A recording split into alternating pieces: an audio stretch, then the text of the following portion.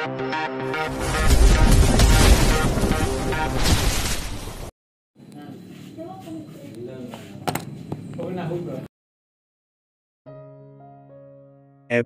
44. Gadis kecil untuk Presdir.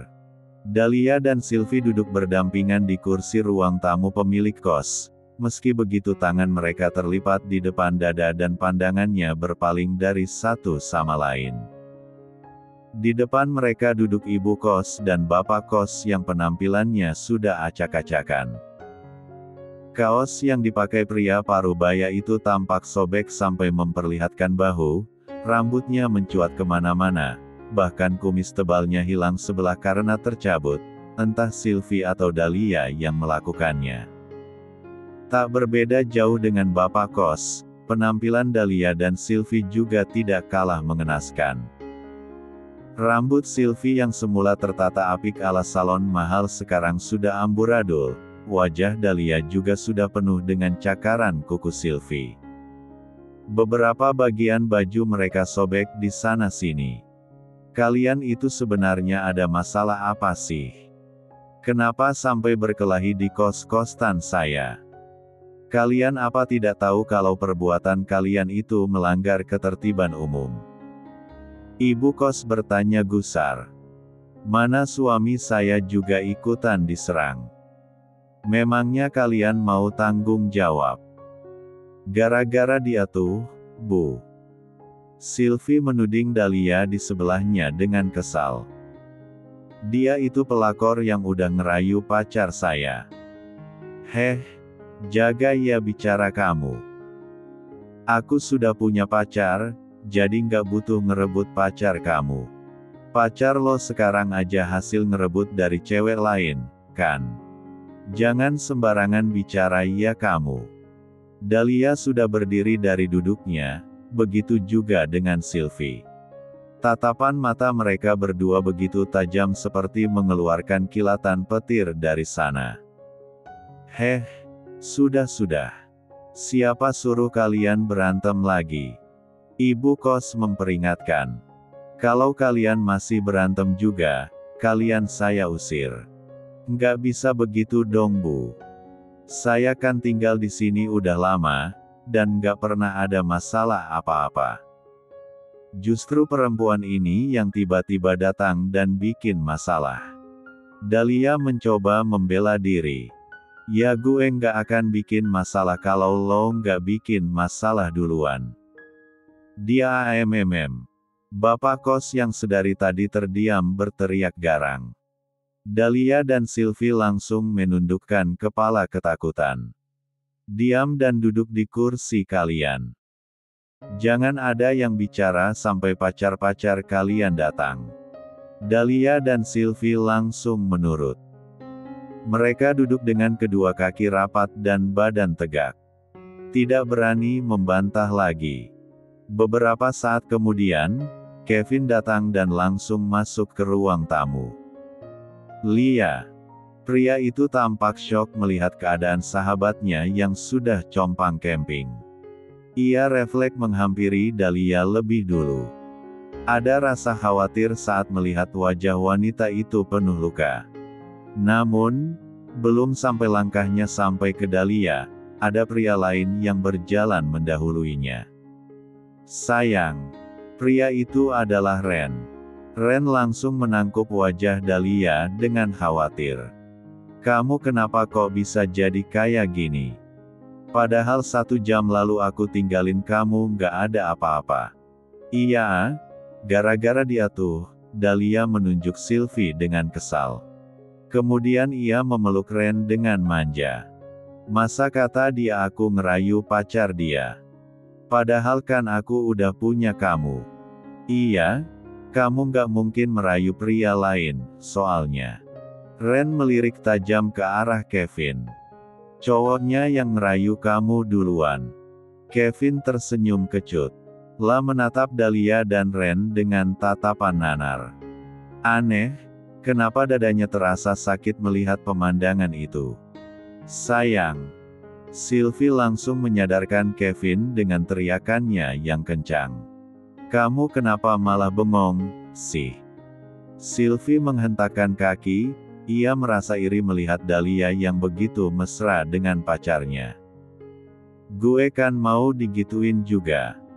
Ah, Kevin tersadar dari lamunannya. Tapi, alih-alih menghampiri Sylvie, dirinya malah menghampiri bapak dan ibu kos. Maafkan perlakuan mereka Pak, Bu, saya akan berusaha bertanggung jawab dengan mengganti rugi, ucapnya tulus. Oh iya nak, ibu kos tampaknya masih heran melihat pemandangan di depannya. Ibu kira selama ini kamu pacarnya nak Dahlia. Bukan Bu, Dahlia itu sahabat saya sejak 10 tahun yang lalu. Kevin mencoba menjelaskan. Tuh, kan, ibu kos aja nyangkanya kamu sama Dahlia pacaran. Jadi sebenarnya hubungan kalian itu apa? Benar kan Dahlia itu pelakor? Sylvie berkata geram. Sylvie. Kevin sontak membentak kekasihnya itu. Jangan menuduh orang sembarangan. Sylvie langsung terdiam dengan bibir mengerucut. Pak, Bu, Ren menghampiri suami istri pemilik kos itu dengan senyumannya yang paling manis. Perkenalkan saya Ren, pacar Dahlia yang sesungguhnya. Ren dengan sengaja menekankan kata pacar pada ucapannya. Loh, kamu bukannya cowok ganteng yang waktu itu bikin heboh satu kostan. Ibu kos tampak terperangah kagum melihat sosok tampan di depannya. Ren hanya tersenyum malu. Ah, ibu melebih-lebihkan saja. Aish, enggak, kamu itu ganteng banget, mirip artis Korea. Ibu kos tampak genit mencubit pipi Ren. Duh, coba aja ibu masih muda dan belum nikah. Bu. Bapak kos menarik tangan istrinya. Jangan gonit-gonit kenapa, sih? Ih, Bapak. Ini tuh kesempatan langka buat ibu bisa ketemu sama cowok ganteng. Lagian nak Ren kan sudah punya Dahlia, nggak mungkin juga ibu rebut. Halah, alasan aja kamu. Padahal aku dulu waktu muda juga nggak kalah ganteng. Cibir bapak kos. Iya, bapak memang yang paling ganteng di mata ibu. Tapi bapak itu sekarang sudah kadaluarsa. Ucapan ibu kos sontak membuat orang-orang yang ada di sana menahan tawa. Pokoknya, saya minta maaf Bu, Ren mulai mengeluarkan jurus merayu. Untuk ganti rugi, saya akan membayarkan uang bulanan seluruh penghuni kos dalam setahun penuh. Ren lalu melanjutkan. Bagaimana Bu?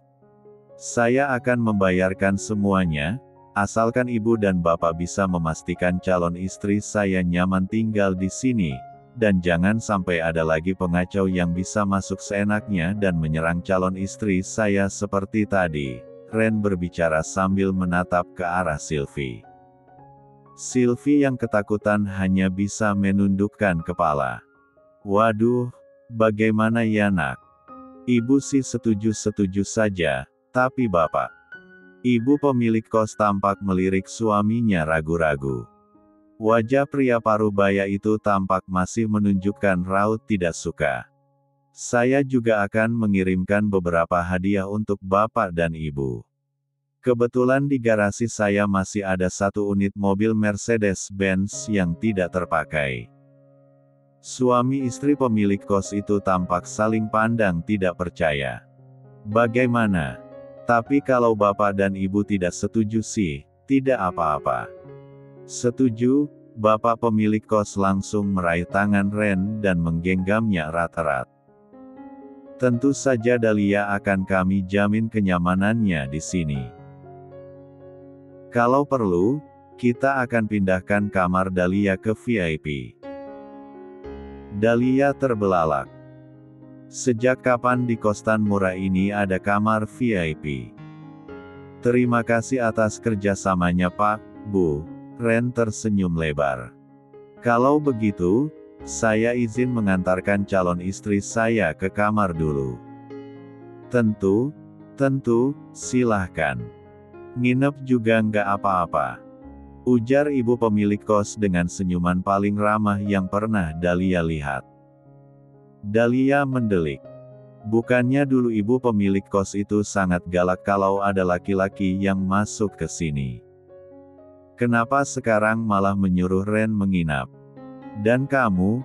Ren berjalan menghampiri Sylvie. Melihat tatapan tajam pria itu, Sylvie otomatis beringsut mundur. Kamu kira aku akan membiarkan kamu begitu saja? Kamu sudah melukai calon istriku yang berharga, jelas kamu harus dihukum. Sylvie menatap Ren takut-takut. Maaf. Saya melakukannya nggak sengaja. Saya cuma... Menurutmu aku peduli apa alasanmu? Geram Ren. Aku tidak peduli. Aku bahkan bisa memukul perempuan kalau perlu. Sylvie menelan ludah.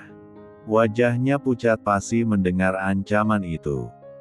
Jangan keterlaluan, Kevin menghadang Ren. Ini semua cuma salah paham. Salah paham. Alis Ren terangkat sebelah. Hei, semua ini terjadi gara-gara kamu yang tidak bisa menjaga pacarmu dengan baik. Aku akan membuat perhitungan dengan kalian, tunggu saja. Kevin dan Sylvie hanya bisa terdiam. Ren kemudian berbalik dan menuntun kekasihnya untuk pergi dari sana. Yuk, sayang, suaranya berubah lembut saat berbicara dengan Dahlia. Tadi kamu bicara apa sama mereka? Tanya Dahlia penasaran. Aku tidak bilang apa-apa kok. Aku hanya menyuruh mereka untuk hati-hati, jawab Ren sambil tersenyum. Hati-hati dariku maksudnya, lanjut Ren dalam hati. Episode 45. Ayo pergi dari sini. Kevin menarik pergelangan tangan Sylvie dengan kasar dan memaksa wanita itu mengikutinya keluar dari rumah pemilik kos. Kevin. Sylvie meronta-ronta. Lepasin. Aku bisa pergi sendiri. Kevin baru menghentikan langkahnya saat mereka sampai di dekat mobil. Ia menghempaskan tangan kekasihnya itu dengan kesal. Sebenarnya, apa sih yang sedang kamu lakukan? Kenapa kamu membuat ulah dengan Dahlia? Kevin bertanya dengan nada frustasi. Hei, memangnya salah aku melabrak pelakor yang sudah merayu pacarku sendiri? Harusnya kamu merasa malu karena sudah selingkuh dariku. Sylvie menjawab tidak mau kalah. Astaga, Sylvie. Harus berapa kali aku bilang, aku tidak selingkuh dengan Dahlia. Aku mengantar jemput dia karena kebetulan kita ada kerjaan di satu kantor. Hanya itu saja. Lalu apa alasan kamu cuekin telepon dan pesan aku selama ini? Apa kamu sudah bosan padaku? Kevin menghela napas panjang, menciptakan keheningan lama di antara mereka. Sepertinya begitu, ucapnya kemudian seiring dengan helaan napasnya yang berat. Aku rasa, aku sudah bosan dengan hubungan kita. Menurutku, lebih baik kita putus. Apa? Tuh, kan. Kenapa kamu tiba-tiba minta putus? Pasti gara-gara cewek sialan itu. Biar aku samperin dia dan aku. Sylvie. Kevin menahan kedua tangan Sylvie yang hendak pergi melabrak Dahlia. Ini bukan karena Dahlia atau cewek lain. Aku hanya merasa kita tidak cocok. Omong kosong. Kita bahkan udah pacaran hampir 6 bulan, dan selama itu kamu baik-baik saja. Kenapa baru sekarang bilang nggak cocok? Suara Sylvie terdengar emosi. Apa masalahnya, Kevin? Masalahnya adalah, gengsi kamu yang terlalu tinggi. Kevin menarik napas berat. Selama kita pacaran, kamu selalu memamerkan aku di depan teman-temanmu sebagai orang kaya. Aku juga harus merubah penampilanku supaya terlihat meyakinkan di depan mereka.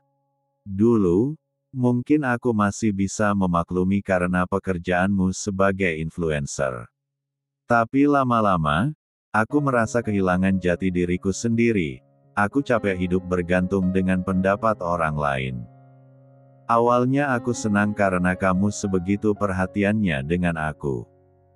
Di pertemuan pertama kita, kamu yang mendekati aku duluan, merayu aku, mencari informasi tentang aku. Tapi, sekarang aku sadar, kalau semua perbuatan kamu itu bukan semata-mata karena cinta, tapi karena obsesimu untuk mengalahkan Dahlia. Sylvie terbelalak. Ia tak menyangka Kevin akan menyadari perbuatannya. Memang benar kata Kevin. Sylvie memang sengaja mendekati pria itu hanya untuk memanas-manasi Dahlia. Dia tahu kalau Dahlia sudah lama memendam rasa pada Kevin, dan jelas ia tidak rela jika Dahlia bahagia. Maka dia mencari 1000 cara untuk bisa mendekati Kevin dan ternyata itu berhasil. Rencananya, dia akan memutuskan pria itu setelah puas melihat Dahlia menangis karena sakit hati. Tapi nyatanya, Dahlia malah sudah move on dengan pria lain, dan Kevin memutuskannya duluan. Enggak boleh. Harusnya aku yang menang. Bukan Dahlia. Harusnya aku. Kevin. Sylvie menahan lengan pria itu. Apa kamu yakin akan putus denganku? Aku janji, aku nggak akan mengulangi perbuatanku. Aku akan berubah. Aku nggak akan memaksa kamu untuk mengaku jadi orang kaya lagi. Maaf, Kevin melepaskan cengkeraman tangan Sylvie. 6 bulan sudah terlalu lama untukku. Jaga diri kamu, aku yakin kamu pasti akan bertemu orang yang lebih baik. Kevin kemudian beranjak masuk ke dalam mobilnya, bersiap untuk meninggalkan Sylvie. Tak kehabisan akal, Sylvie berlari dan menghadang mobil Kevin. Kalau kamu masih minta putus, tabrak aku. Sylvie mengancam. Kamu gila. Kevin berteriak. Minggir, Sylvie. Enggak, aku enggak akan minggir. Kevin mengepalkan tangannya kesal. Ia lantas turun dari mobil dan menarik paksa tangan Sylvie. Sylvie awalnya memberontak, tapi kekuatannya sama sekali tidak bisa dibandingkan dengan Kevin. Laki-laki itu dengan mudah mengangkat tubuhnya dan mendudukkannya ke kursi mobil. Kamu tahu, perbuatan kamu tadi tidak membuatku merasa kasihan sama sekali, aku justru malah semakin benci padamu, Kevin berkata dengan tatapan tajam. Kemudian ia menutup pintu mobil keras-keras dan segera melajukan kendaraan roda 4 itu meninggalkan area kosan. Membiarkan Sylvie yang menangis terseduh-seduh sepanjang perjalanan. Sementara itu, Dahlia dan Ren duduk berdua di pinggir ranjang. Dengan telaten, Ren mengoleskan salep ke luka-luka bekas cakaran di wajah Dahlia. Au! Dahlia mengernyit saat cairan salep membuat lukanya terasa perih. Pelan-pelan Ren. Sorry, Ren meniup luka Dahlia dengan lembut. Kurang ajar sekali perempuan itu. Dia sudah menuduh kamu yang macam-macam dan malah menyerang kamu.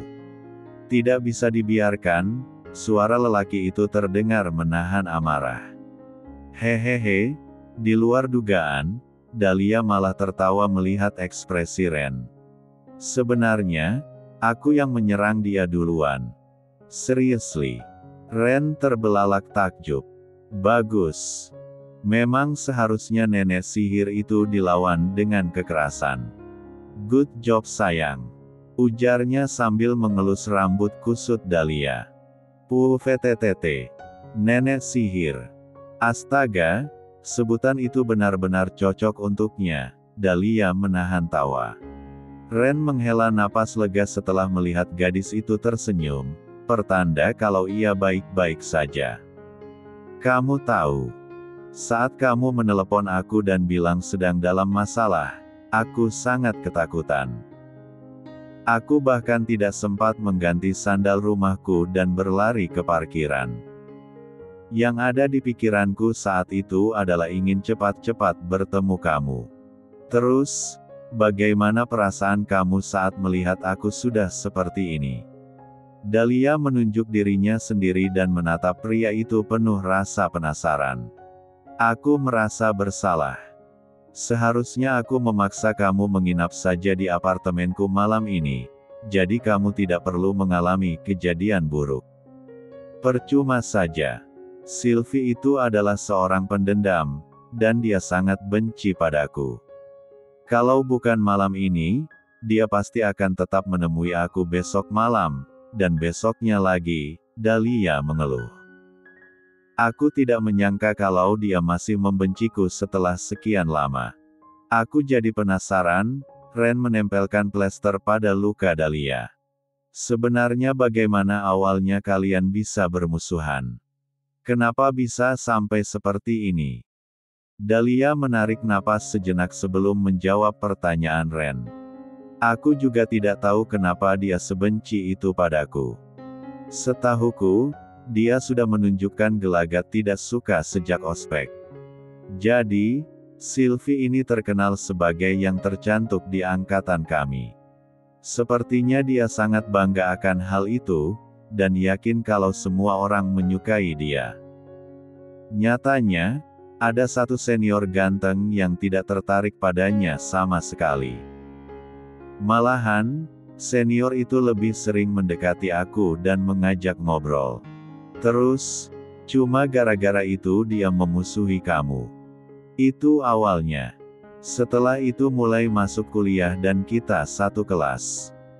Yah, aku tidak mau sombong sih, tapi aku itu cukup pintar, jadi banyak dosen yang memujiku. Dahlia bercerita sambil tersenyum bangga. Dan dia lagi-lagi cemburu. Betul. Bahkan, dia sampai melakukan hal gila hanya untuk mengalahkan aku. Dahlia memberi isyarat pada Ren agar mendekat padanya. Kamu tahu apa yang paling gila? Sylvie ini bahkan rela tidur dengan Pak Salim, dosenku yang sudah tua dan kiler, hanya untuk memastikan aku dapat nilai E. Apa kamu dapat nilai E dari dosen itu? Anehnya enggak, justru aku dapat A. Dahlia tertawa terbahak-bahak. Aku saja syok saat mendengar itu dari mulutnya langsung. Pokoknya, rasa benci dia padaku itu sudah level maksimal. Aku bahkan curiga dia sengaja mendekati Kevin hanya untuk memanas-manasi aku. Ren terdiam sejenak. Ia tampak memikirkan sesuatu yang sangat serius saat mendengar nama Kevin disebut. Sayang, boleh aku tanya sesuatu? Tentu saja, silahkan tanya apapun, aku akan jawab. Kalau suatu hari Kevin bilang kalau dia cinta kamu, apa kamu akan menerimanya? Dahlia menatap Ren dengan mata terbelalak. Kenapa kamu bertanya sesuatu yang tidak masuk akal begitu? Yah, hanya tanya saja. Sekalian memastikan bagaimana perasaan kamu padanya sekarang. Jadi, apa kamu masih menyukai Kevin seperti 10 tahun lalu? Ren bertanya dengan hati berdebar. Dia tahu menanyakan hal ini adalah sebuah resiko besar. Bagaimana kalau Dahlia menjawab masih suka dengan Kevin? Apa dirinya bisa menerima dengan lapang dada? Kalau kamu tanya bagaimana perasaanku pada Kevin sekarang, jujur aku bingung. Yah, kamu tahu, tidak mudah menghilangkan perasaan yang sudah terpendam selama 10 tahun. Tapi, Dahlia menangkup wajah Ren yang tertunduk dan memaksa pria itu menatapnya. Saat ini, di pagi maupun malam hari, yang ada di pikiran aku cuma kamu Ren. Ren tersenyum lebar mendengar penuturan Dahlia. Kamu tidak bicara begitu hanya untuk menghibur aku kan? Mana mungkin. Lagi pula sejak aku mengakui perasaanku padamu, aku sudah memutuskan untuk membuang jauh-jauh perasaanku pada Kevin. Biarlah perasaan itu jadi bagian masa lalu, sebagai cinta yang tidak akan terbalas untuk selamanya. Padahal itu bukan cinta yang tak terbalas, Ren membatin. Sebagai laki-laki, dia tahu betul apa arti tatapan Kevin pada Dahlia. Tapi, Ren memilih untuk tidak mengatakannya. Biarkan saja, toh itu salah Kevin yang tidak menyadari perasaannya sejak lama. Kevin benar-benar bodoh karena membuang berlian seperti kamu sayang, ucap Ren sambil mengecup kening Dahlia. Aku harus segera membalas perbuatan Sylvie yang telah menyakiti pacarku, batin Ren penuh rencana licik.